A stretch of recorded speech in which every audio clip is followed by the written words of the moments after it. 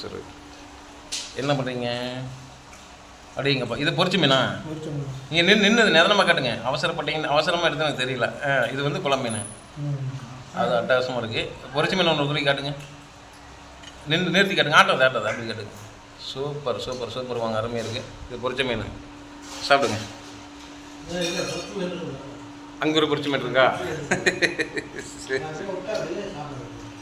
அப்படியே சாப்பிடலங்கிறீங்களா?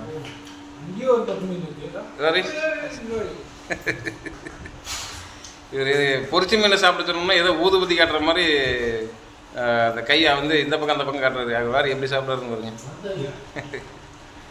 பொரிச்ச மீன் சாப்பாடு.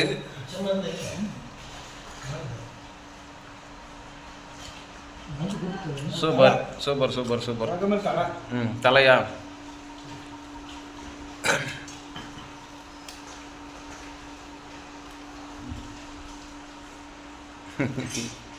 சூப்பராக இருக்கா? இப்போ வந்து மீன் குழம்போட நல்லா ஜம்முன்னு நல்லா பிரட்டி அடிங்க. ஜம்முன்னு இருக்கும். ஓகேவா?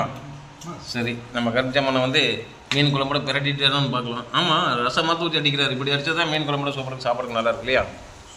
உப்பெல்லாம் கரெக்டாக இருக்குங்களா? எல்லாம் பக்காவாக இருக்கா? சரி, ஓகே, ரைட்டு. நம்மளும் அப்படியே அவங்களோட நம்மளும் ஐக்கியமாயிடலாம். நண்பர்களே, வாங்க எல்லோரும் சாப்பிட்லாம். மீன் குழம்பு ரெடி ஆயிடுச்சு. ரெடியாகி எல்லாம் சாப்பிட்ருக்கோம். வாங்க நீங்களும் வாங்க சாப்பிட்லாம்.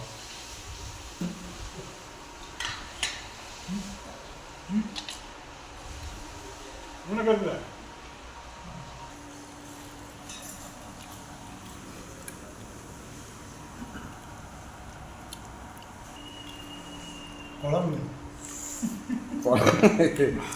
இல்லைப்பா. நீங்கள் என்ன பொரிச்ச மீனாக இருந்தால் முள்ளும் கூட அப்படியே மெனு போடலாம். குழம்பு இல்லை, அப்போ அப்படி எடுத்து நினச்சிட்டாங்கன்னா